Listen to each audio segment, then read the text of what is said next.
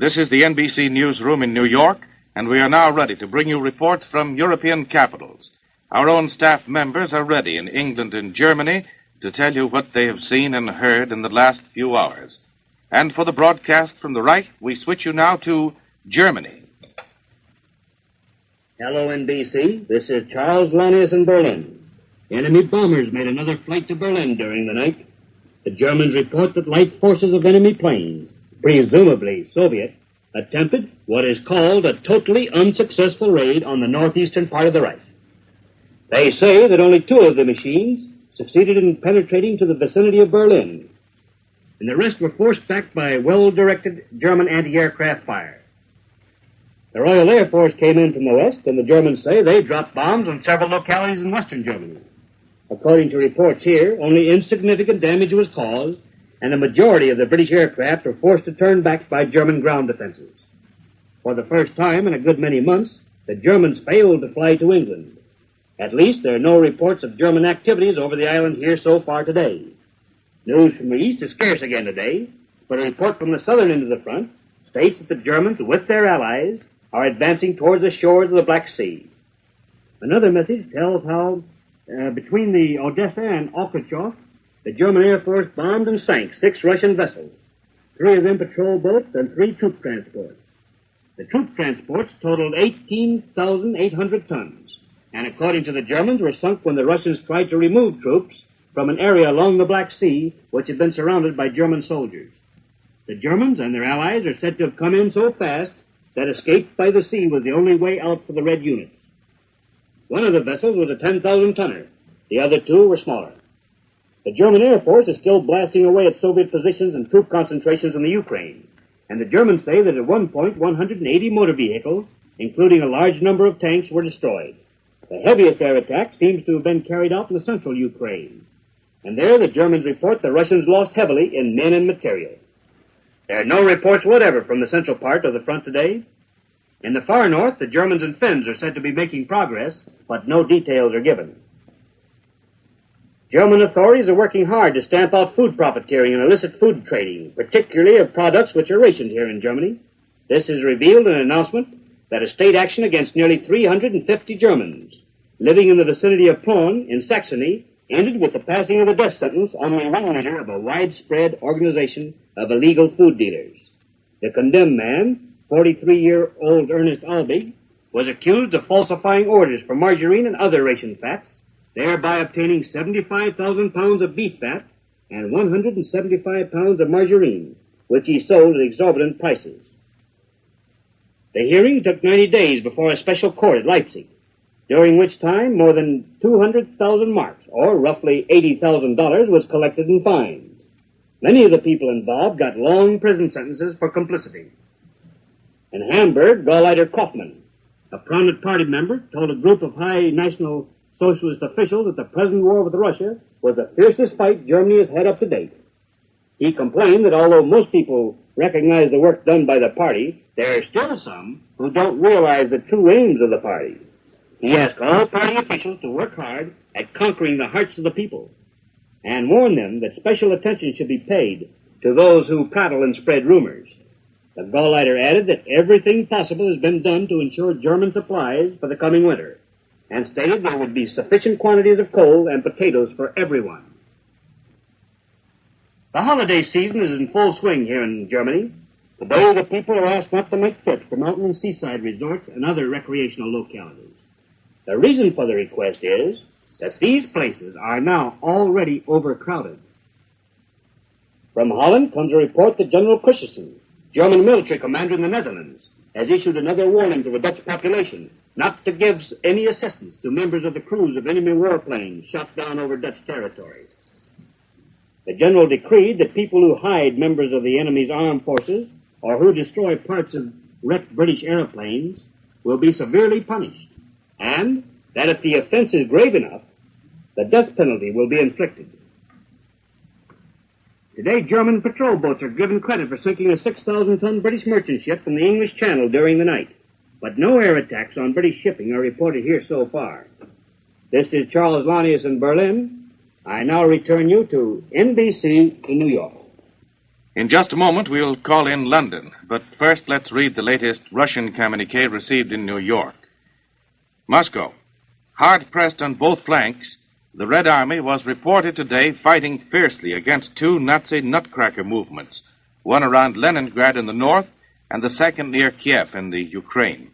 The Daily War Bulletin declared the Russians still held the Nazis stalemated on the central road to Moscow in the long-contested Smolensk salient. No major engagements took place in other directions and sectors of the front, the midday communique said. The centers of fighting in the north were listed as Kokelsalmi on the Karelian Isthmus, 75 miles north of Leningrad, and in the Solsty sector, 120 miles south of Russia's second-largest city.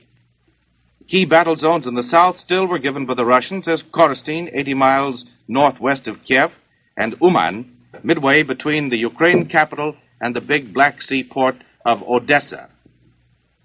And that's what the Russians have to say today, and here is a bulletin just received from Vichy on occupied France. It has been learned that increased powers for Vice Premier Jean Darlin will be announced in a special edition of the official journal today. And now we'll hear the news reported direct from London. This is John McVeigh in London. This morning, observers on the English coast reported waves of RAF planes crossing the Channel in what was evidently a daylight sweep over northern France. The RAF last night bombed Krefeld, Ride, and München-Gladbach in Germany. American-built Havocs, fighter bombers, attacked many German aerodromes in northern France and Holland. Fires were started, and it's just possible that the raids were the reason that no bombs fell on Britain last night. Only one British plane crossed the British coast during the night. Only one German plane. If the German air units in the West have been stripped to reinforce the units working against Russia, it seems to many observers here that Britain may have her best chance of starting some sort of offensive against the German-held occupied territories. Why Britain hasn't already made some gesture in an offensive to reassure Russia is something that only those who govern British military plans know.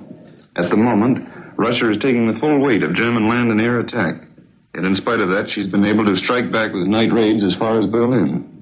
Authoritative quarters in London today, summing up the Russian situation, think it probable that small German mechanized forces have reached a point 70 miles from Nikolaev in the Ukraine.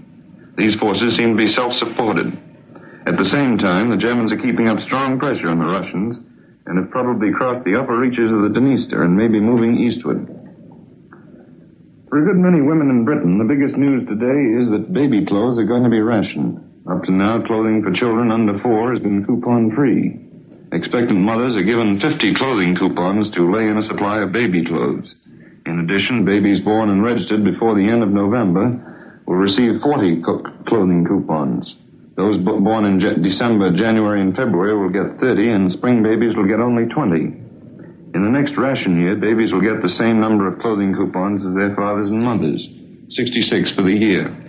The number of coupons that have to be given up for baby clothing varies from 6 for an overcoat to a third of a coupon for a bib. With the lull in news here, political writers are going in for some speculation. For instance, the political correspondent of the Labour Party's newspaper, the Daily Herald, predicts that Mr. Montague Norman, the white-bearded governor of the Bank of England, won't retire this fall when he reaches the age of 70. The age when, according to the bank's rules, officials do retire. The Labour writer says that plans are being made to allow Mr. Norman to go on holding down his present job because of the bank's fear of the financial policies of Mr. J.M. Keynes, who now holds a powerful position in the Treasury. You remember that Mr. Keynes has for a long time been one of Britain's most famous but most unorthodox financial experts.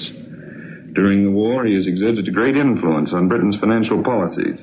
One of the plans he fathered was the idea of compulsory savings so that after the war, families would have their savings to act as a cushion between war economy and peace economy. Well, the Daily Herald thinks that Mr. Norman and his supporters see danger to vested interests in the increasing power of Mr. Keynes, and they intend to keep Mr. Norman in office to conduct a counteroffensive against the Keynes theories of finance. Another Labour report is that Lord Leathers, the recently appointed Minister of Transport, has prevented for the time being the development of a government plan to take over the British railroads. It's reported that Colonel Moore Brabazon, his predecessor as Minister of Transport, was convinced that unification of Britain's railroads under government control was necessary. The colonel is said to have drawn up plans for such a move, and cabinet approval was about to be given to it. At the last minute, Colonel Moore Brabazon went to the aircraft ministry and Lord Leathers took over the job. The Daily Herald says that Lord Leathers did away with a scheme for public ownership of the railroads and substituted a plan under which the government rents the railroads for wartime use, but leaves the financial and administrative control intact. Labor rights call the new arrangement an armistice, but not a final settlement. This is John McBain in London, returning you to the National Broadcasting Company in New York. In New York this morning, authoritative London quarters are quoted as saying, if Japan wants war in the Pacific, there will be war. If she wants peace, there will be peace. And that's the latest news of the war. For another on-the-spot broadcast, but this time inside our own borders, we take you to Earl Godwin, speaking from the newsroom in Washington. And good morning to everybody. There is every indication that this government is going to be tough and tougher toward its own people in the interests of the defense program. The sudden proposed curtailment of your installment buying, which is indicated in the President's order to the Federal Reserve Board, is aimed at diverting several hundred million, nay, several billion dollars worth of material annually from household use to defense manufacture, and also is a part of the scary attitude of government economists at the tremendously accelerated buying. They fear inflation. The American public is beginning to feel the increase in payrolls and is spending at a terrific rate. Too much spending, so these wise economists here in Washington believe. And so, while the Banking and Currency Committee of the House is slowly and thoroughly interrogating price fixer Henderson on the proposed federal law to control prices and divert materials, the Federal Reserve Board will be at work this next few days to find out just how the reserve system, which is the great fountain of credit here in this country, can ration its credit so as to prevent a runaway business in automobiles, washing machines, refrigerators, vacuum cleaners, everything that you buy at $1 down, $1 a week, and all that. It's a ticklish job. The board apparently is not going to try any severe crackdown, but will watch business carefully to test reactions. Mariner Eccles, who is chairman of the Federal Reserve Board, thus becomes a sort of a czar in the realm of credit for the installment business, but business will be given 30 days to become adjusted, says Eccles, and banks, personal loan companies, department stores, automobile companies, and other credit agencies also are subject to credit restriction under the board's vast new powers because, in his executive order, the President directed the Federal Reserve System to draw up a set of controls under an old World War statute that had been hanging around since 1918. This law provides penalties as high as 10 years imprisonment and $10,000 fines for violations. And you might say that's tougher than any installment credit manager ever thought of for his folks. And while the government is reaching into your household budget, the Senate Finance Committee appears ready to lower the tax exemptions to $750 for single folks, $1,500 for married couples. And on the House side of the Capitol, after a frantic 48 hours, the administration leaders believe they have now just about enough votes to pass the bill extending the time of draftees in camp to 2.5 years in all. They will not even attempt to extend it for an indefinite period. Diplomats in our own foreign service who have the delicate task of dealing with Japan pin their faith in the good, strong extension of the draft. They say unofficially that this government's success with Japan depends on maintaining a good, strong, tough military front. Incidentally, we are prepared to match Japan's aggressive steps, and Japan is prepared to go the limit. And that's the situation. Unsatisfactory it is at this hour, and that's all from Washington at this time. Thank you, Earl Godwin. That report from our own capital, ladies and gentlemen, completes our roundup of news broadcasts this morning.